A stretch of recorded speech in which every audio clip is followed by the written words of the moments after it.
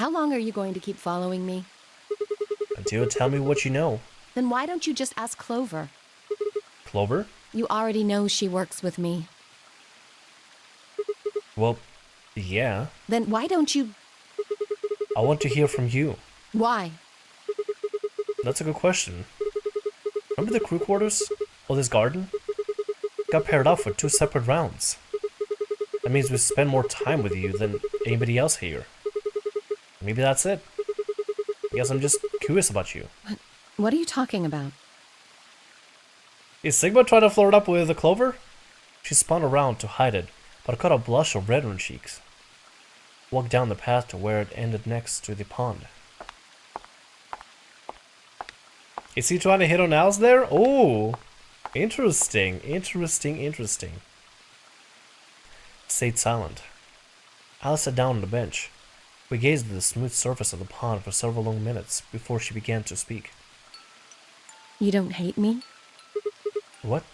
Why? I tried to kill you. You mean the AB game? Yes.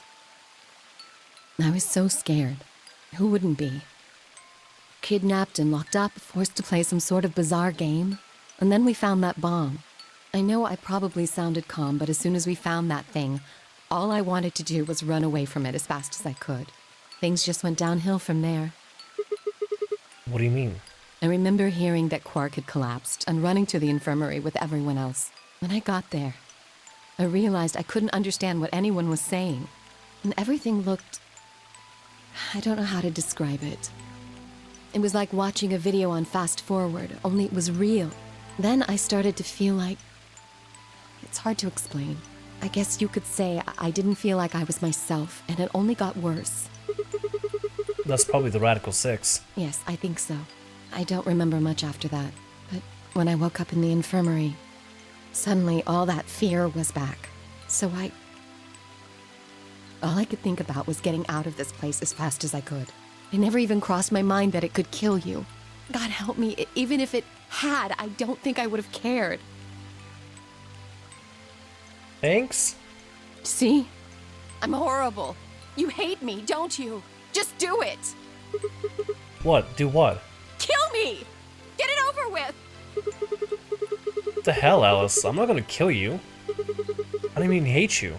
You're lying! I could have killed you. I would have killed you. Come on, calm down. No one's killing anyone.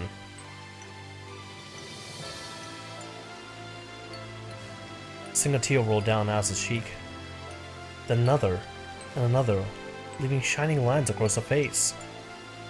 When we reached out, I saw her tense just slightly.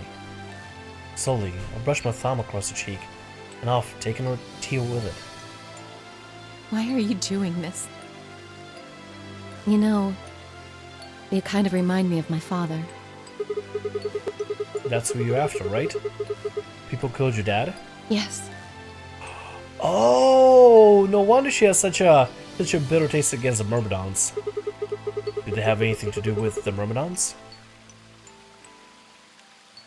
Will you promise not to tell Clover that I cried? Come on. If you keep your mouth shut, I'll tell you what you want to know. About myself. And about the Myrmidons. Deal? Sure. My lips are sealed. Really? What crying? I don't remember any crying. Good. All right then. Okay, she's finally opening up a little bit. I'm so happy. Finally, all it took for her to almost kill us. We saved her life, and she almost killed us. Thanks, Alice, I guess. Alice took a deep breath and began. My father is Egyptian. My mother is French. They met while my mother was in Egypt on vacation, and married shortly thereafter. When I was 3, we all moved to the US. My father was a scientist, and his field was cloning. He was recruited by an American lab, which is why we moved. Cloning, just like with the Myrmidons, huh?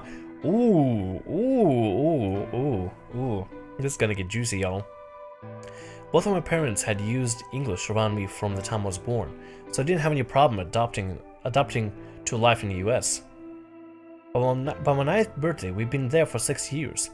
That was when it happened. In the middle of the day, my mother showed up at school. Her eyes were red and puffy, but she didn't say anything to me on the drive home. When we arrived, there were several policemen there to meet us. My father had always been a very punctual man, and when dinner time came and went with no sign of him, even I began to realize something terrible had happened.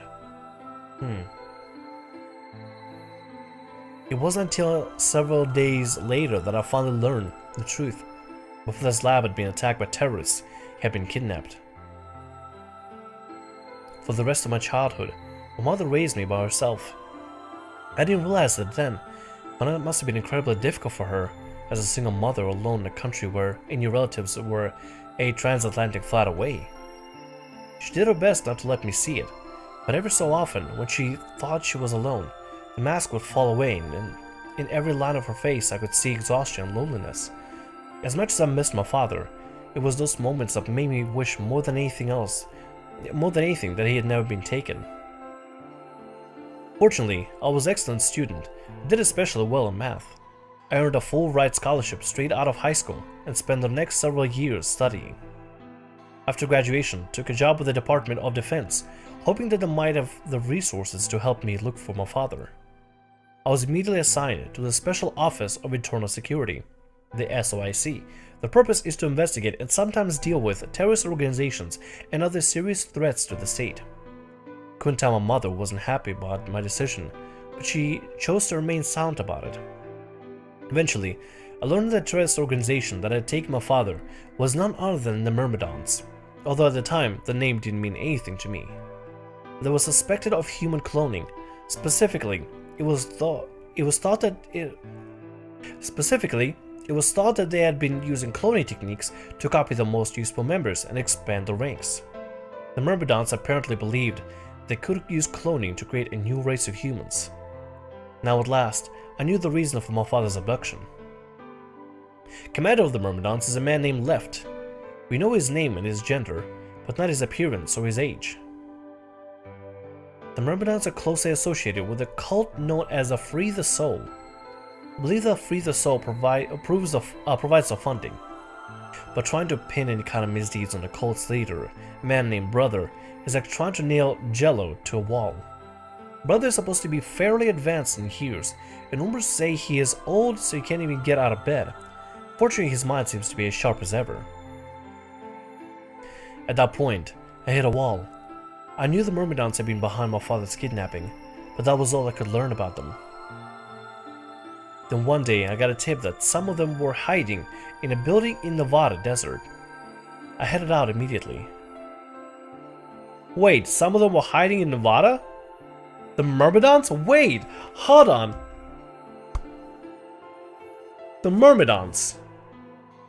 Hiding in Nevada. Myrmidons hiding in Nevada. I did notice something, right? I did notice something.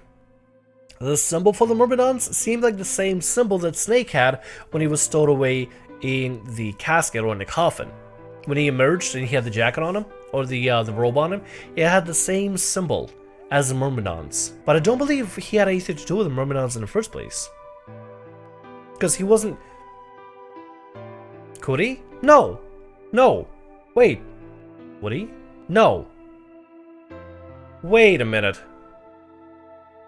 Wait a minute.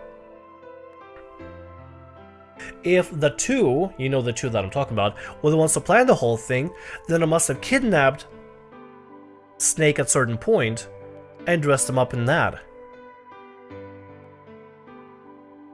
Wait.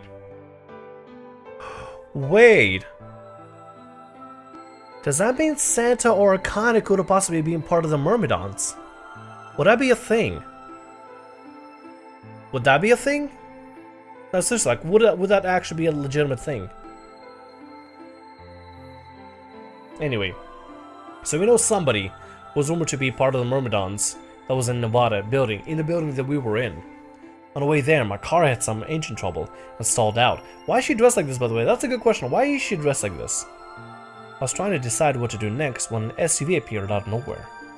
I'll give you one guess who was behind the steering wheel. Clover. That was the first time we met. There were 4 other people in the car with her, and when I asked them what they were doing, I got what I was just about I got what was just about the last answer I'd expected. They told me they'd been locked up inside the very building I'd been on my way to investigate, and that they were currently in pursuit of the people who had kidnapped them in the first place. My priorities shifted very quickly. After a short discussion, I convinced them to allow me to come along. My hope was to find the people they were chasing, who I was certain were Myrmidons. Okay, so it looks like the two were possibly Myrmidons. In the end, however, we were unable to track them down. In fact, I still don't know where they were, or where they might have gone. Eventually, took Clover and her companions to SOIS headquarters.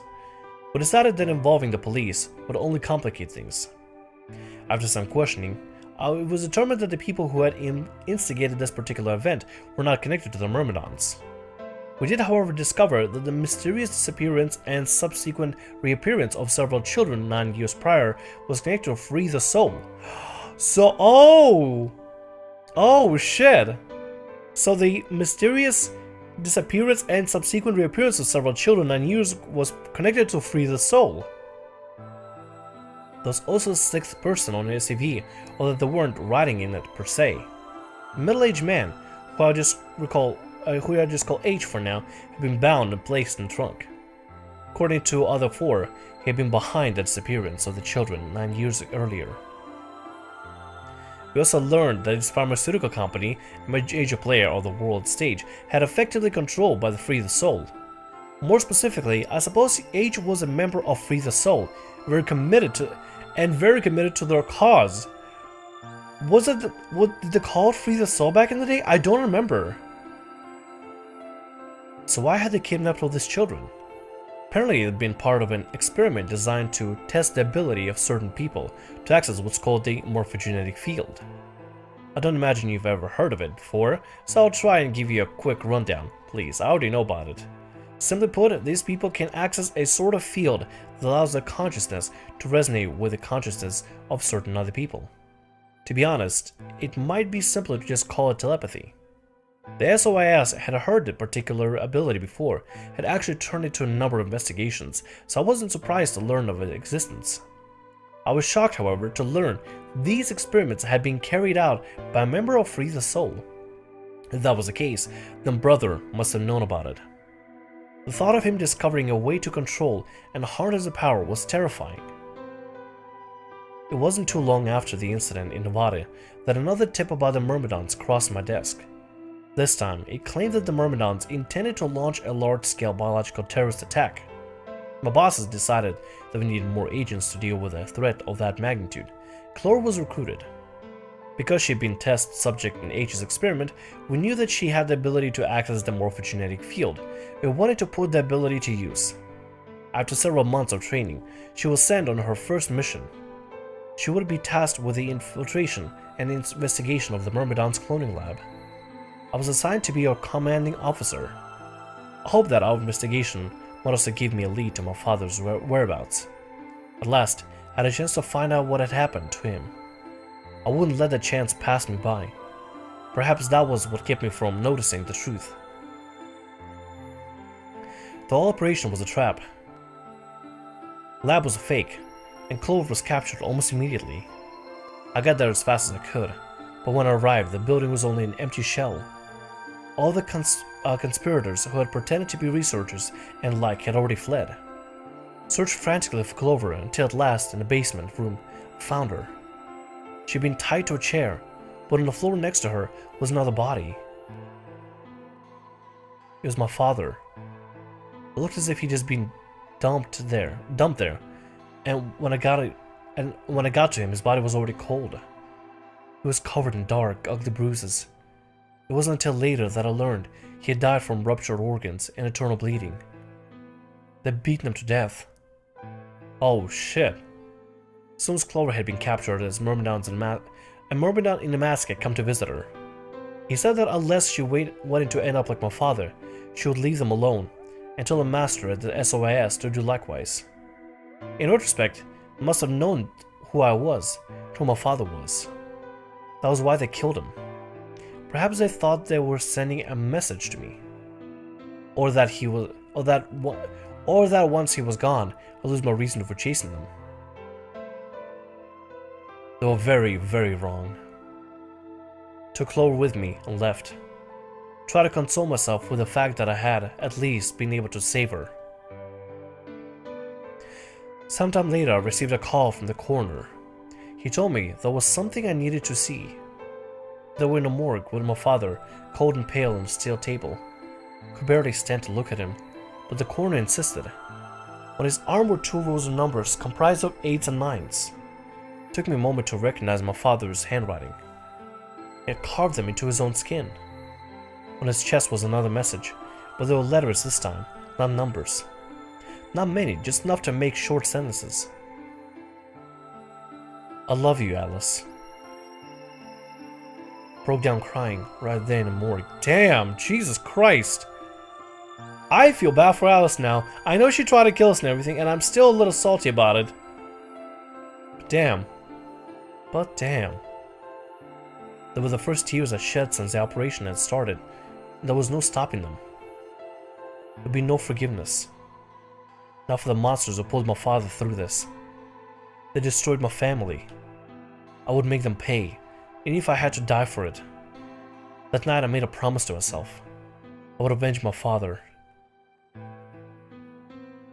Didn't take long to figure out that the number he'd written was latitude longitude. I pointed to a chemical factory that had been disguised as an abandoned building. Further investigation revealed that it was the mother lode we'd been looking for, the headquarters of the Myrmidons. I think my father must have known how things would turn out. Knowing he was going to die, he had written the directions to our enemy's fortress on his own body.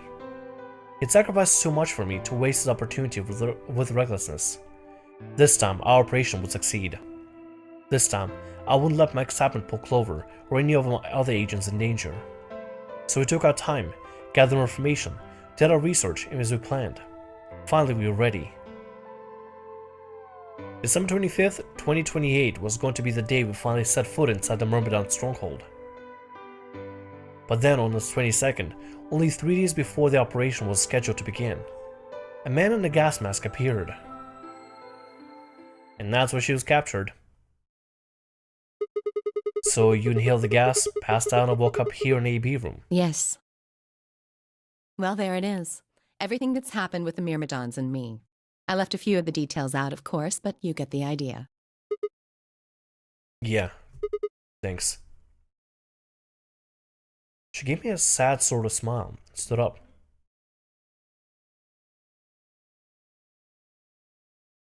We should go back. Not yet. Your story expanded a lot, but there's still one big question. Which is? Who here is a Myrmidon? One of us planted the bombs. And based off the code we found, it's pretty clear that person is a Myrmidon. Right? Yes. And I agree that we need to figure out who they are. What do you propose we do? Well, that's what I want to ask you about. Do you have any clues? Clues? Well, if I could decrypt that code, it might tell us something, but... How can we do that? I told you. We need a key. Without that, it's pointless. What's a key? A key is a key. It allows you to sort of unlock a code. Myrmidons usually use this huge string of numbers as a key. Wait. A long string of numbers? Could that be... Oh shit! Oh shit! 78153-61098-83809-42419-90551. What the hell? He was convicted to a string of numbers. Oh my god. That's what we just got here. I was almost as surprised as she was. The numbers had just kind of appeared in my mind, and I was saying them before I knew what I was doing. Alice looked at me incredulously, and I stared back. Where did... Wait, can you say that again? 78153-61098-83809-42419-90551. That's 198,449,351 to the third power. What? That number you just told me. Prime factor decomposition on that number gets you 198,449,351 to the third power. You talk about deducing an integer to a series of prime numbers that you multiply together, right? Like, if you have 30, then you get 2 times 3 times 5, right? Exactly. You probably learned that in junior high, right? So you're saying that 198449351 is a prime. If you multiply it by itself 3 times, you get 7815361091098838094241990551. Yes. That was insane to say just now. Oh my god. Don't tell me you just did all that in your head. I did do all of that in my head. She did get a scholarship for mathematics, so she's probably got doctor in mathematics. She probably like Dr. Mathematician or something. Simple mental arithmetic. What? No way. That's impossible. I told you. I'm better at math than most people. That's not better at math. Look at you. You just recited a huge string of numbers. That seems pretty astounding, too. Where did you find that number anyway? I didn't know what to say. What would I tell her? Just it came to me? Can't tell me, huh? Fine. I'm pretty sure that's the key to the code, though. I know the Myrmidons use prime factors for their keys. And there aren't a lot of 25-digit numbers that turn out to be the third power of a prime number. I think there's a very good chance that number you memorized was specifically created by someone. Could you explain that with small words? Well, look at the prime factors of your number. 198,449,351 to the third power. I think that's our hint for cracking the code. You still don't get it? Try to remember the code we saw in the infirmary. What did it say on the monitor? I think the first row was CQUJHNMTEONERAX DFMIOVP. And the second row? BYOLWXYPXSVZEQGTKRTLED. Surprisingly, he remembers that, Sigma. Good memory, buddy. I think. And then just repeat it. Wow, you've got a pretty impressive memory. We could really use someone like you back at the...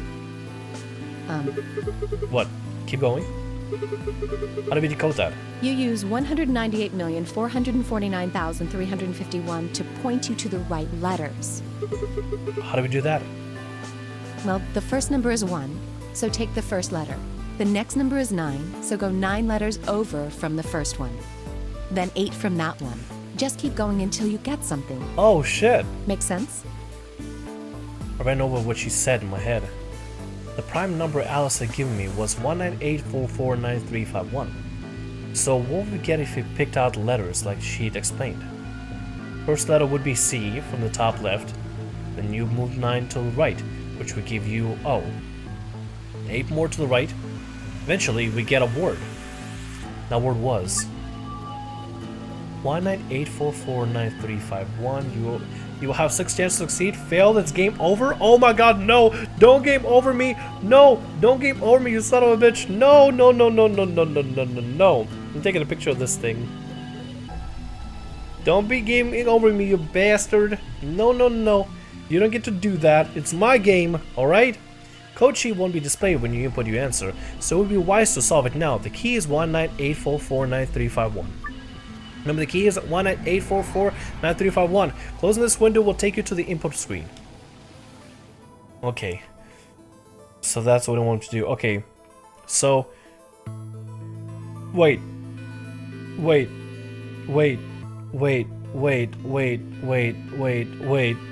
Oh boy. Oh shit. Oh shit. I should have remembered the letters. Fuck! Oh, fuck! Is it in the archives?